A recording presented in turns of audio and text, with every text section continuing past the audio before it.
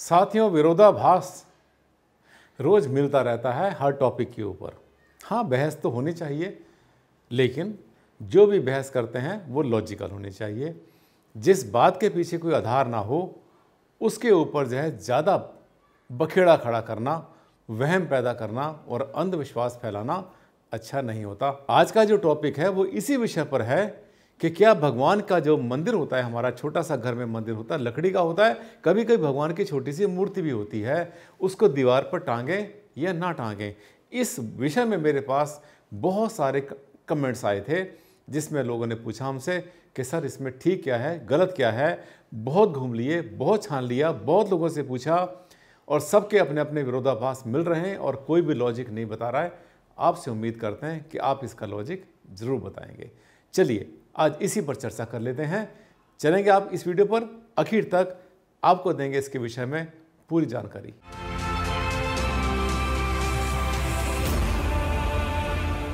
नमस्कार साथियों, मैं हूं डॉक्टर आनंद भारद्वाज, आपका जाना पहचाना वास्तु कंसल्टेंट, और आप देख रहे हैं अपना खास चैनल जिस पर आपको मिलते हैं वो सब टॉपिक जो कि आपको आमतौर पे इंटरनेट पर, बुक्स में या अखबारों में या टीवी पर नहीं दिखाई पड़ते।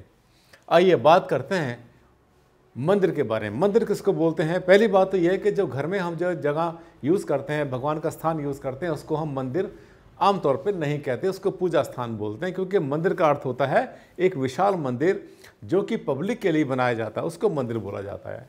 इसको भी मंदिर बोल देते हैं। वैसे तो भगवान का जहाँ पर निवास, जहाँ पे हमने गॉड को बिठाया, जहाँ पे अपने इष्ट देव को बिठाया, वही मंदिर बन जाता है। अब घरेलू मंदिर जो होते हैं हमारे, या हमारे दुकान के मंदिर होते हैं, उसको जब टांगते हैं तो उसमें एक आके कहता है कि आपने तो भगवान को दीवार पर टांग दिया, इसको नीचे रखना चाहिए। अब दुकानदार में क्या होता है कि दुकानदार फंस जाता है, नीचे कहाँ रखे, नीचे तो लोग खड़े होते हैं, वहाँ पर तो जूते आते हैं, शूज़ आते हैं लोगों के, और जगह भी गंदी होती रहती है। तो अब एक बात ये मानकर चलना कि भगवान की मूर्ति को, भगवान की फ़ोटो को, भगवान का जो मंदिर होता है, इसको कभी भी, अगर आपकी दुकान है, शोरूम है, ऑफिस है आपका, इवन घर में भी, घर को मिलाकर बिल्कुल बड़े आराम से आप इसको जो है एक ऊंचाई पर टांग सकते हैं। लेकिन वो जो ऊंचाई होती है उसमें ध्यान करें कि नज़रें झुका के आपने पूजा करनी है। ऐसे ना लगा दें कि आप मुंह ऐसे उठा रहे हैं, ऊपर उठा के पूजा कर रहे हैं। हमेशा आई कांटेक्ट होना चाहिए आंखों के सामने या थोड़ा सा नीचे। उसको अगर आप हैंग करना चाहते हैं, दीवार पर टांगना चाहते हैं, तो आराम से टांगे, इसमें कोई भी समस्या नहीं होती। दूसरी बात, जब इसको आप हैंग करेंगे किसी मंदिर को, आप ध्यान कर लेना उसका आधार होना चाहिए। कभी कभी हमें मार्केट में ऐसे ही मूर्ति मिल जाती है जिसके नीचे कोई बेस नहीं होता, आसन भी नहीं होता, कोई आधार नहीं होता।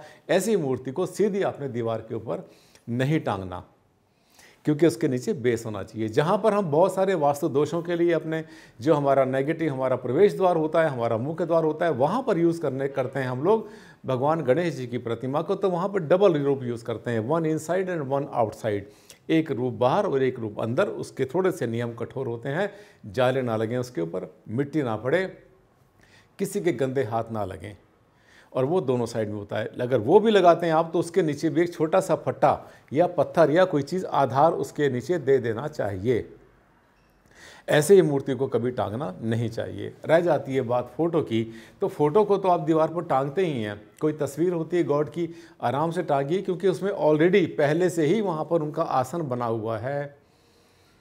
इसी तरह से दुकान में भी ऐसा होता है, शोरूम में ऐसा होता है, ऑफिस में भी ऐसा होता है। और जब आप पूजा करते हैं तो थोड़ा सा शूज़ को उतार लें, साफ पैरों से आप जो पूजा करनी है आपने, अच्छी तरह से अपने हाथ धोएंगे। पूजा स्थान में एक छोटा सा पानी का लोटा लेफ्ट साइड में रखेंगे, और जो उसकी जोत होती है वो थोड़ा सा सेंटर से राइट में रखेंगे, क्योंकि पूजा स्थान आपने लगाया हुआ है पूरब दिशा में, उत्तर पूरब के पूरब में। सिद्धांत वही रहता है जो कि हमारा वास्तुशास्त्र में चलता चला आया है। अब ये जो आप रखेंगे तो इसमें भी ध्यान करना कि भीड़ इकट्ठी नहीं करनी भगवान की बहुत सारी। एक छोटे से पूजा स्थान में अगर 5, 10, 15, 20 अगर आप मूर्ति या फोटो रख देते हैं तो वो अच्छा नहीं होता। ज़रा सोचो, अगर मैं आप ही के घर में आपकी अगर 15 फोटो टांग दूं तो आपको कैसा लगेगा? अच्छा नहीं लगेगा। तो जो हमारी श्रद्धा होती है, जो हमारी कंसंट्रेशन होती है, वो हमारी एक के ऊपर ज़्यादा अच्छी रहती है। It should be as less as possible. ये देख रहे हैं छोटा सा पूजा स्थान हमने बना रखा है, बहुत सुंदर। इसको दुकान में, घर में, कहीं भी यूज़ करें। आगे आपको लेकर चलते हैं। ये देखिए, भूमि पर कभी ना रखें देव को, देवी देवता हमारी मूर्तियाँ होती हैं, हमारी कोई भी ऐसी चीज़ें होती हैं, उनको कभी भी ज़मीन के ऊपर ऐसे नहीं रहना चाहिए। हमने बहुत बार देखा, ये विषय कहाँ से आया था, मैं बहुत बार फ्लैट अपार्टमेंट में जाता हूँ, नई जगह आपने परचेज़ करी है, वहाँ पर आप पूजा करने के लिए गए थे और पूजा करने के बाद में वहीं पर छोड़ कर आए देव प्रतिमा को, और हमने देखा है बहुत बार कि ज़मीन पर ही रख के चले आते हैं। ऐसा कभी नहीं करना, ना ऑफिस में करना है, ना फैक्ट्री में करना है, ना दुकान पे, ना घर में। आपका जाता क्या है इसमें? छोटा सा स्टूल तो लेना आपने, एक लकड़ी का छोटा सा स्टूल लेकर उस पर रख के आए आप।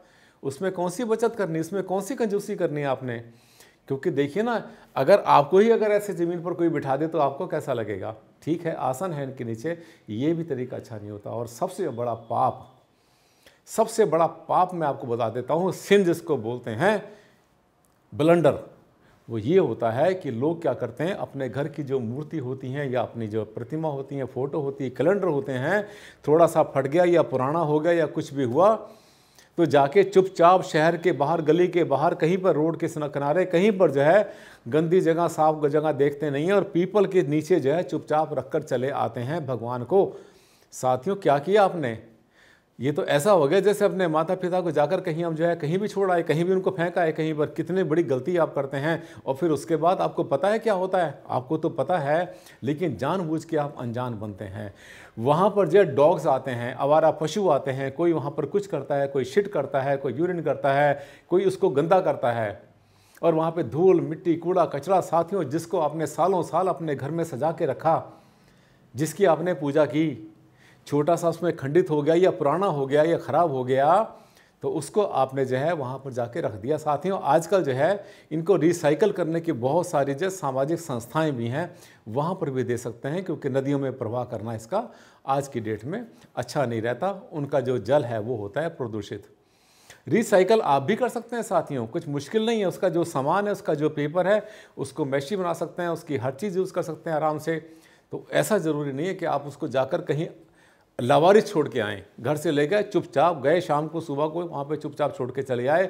अब उसके बाद जो उसकी किस्मत है वो होता चला जाए। साथियों, ये मेरी नज़र में तो बहुत बड़ा पाप है। अगर आपको अच्छा लगता हो तो वो आपकी मर्ज़ी। इशारा देना, समझाना, छोटा सा इंडिकेशन देना मेरा काम, करना आपका काम।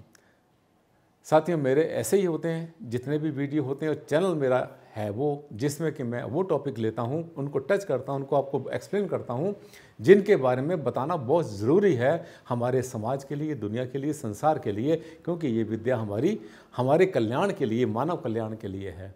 गहराई से सोचना मेरी इस बात को जो मैंने आज आपको बताई है। मुझे उम्मीद है आपको अच्छी लगी होगी। अच्छी लगी तो लाइक कर देना कि भारद्वाज ने आज तो दिल की बात कह दी, आज बहुत बड़े काम की बात कह दी। और साथ में शेयर करना अपने सोशल मीडिया पर, आपकी जानकारी में जितने आपके फ्रेंड्स हैं, जहाँ जहाँ पे सर्कल में आप लोग हैं, सबको पता चले कि वो क्या कर रहे हैं और क्या नहीं करना चाहिए। ये मैसेज देना ही मेरा काम है, सही शब्दों में, आप ही की भाषा में। अगले वीडियो में फिर आपसे मुलाकात करता हूँ, ऐसा ही कोई टॉपिक लेकर आऊँगा। तब तक के लिए दें मुझे इजाज़त। नमस्कार, धन्यवाद।